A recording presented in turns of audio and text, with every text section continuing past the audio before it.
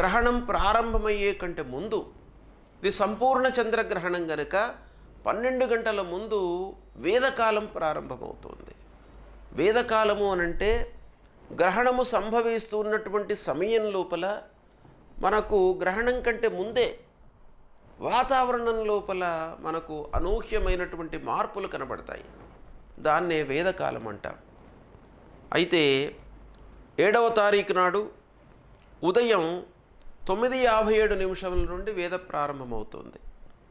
రాత్రి 9:57కు గ్రహణం ప్రారంభమవుతుంది కనుక 12 గంటల ముందు అంటే 9:57కు వేద ప్రారంభమవుతుంది.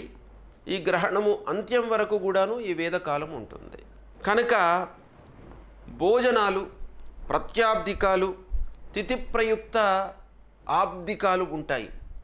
అవన్నీ కూడాను 9:57 లోపల చేసుకోవడము చాలా మంచిది.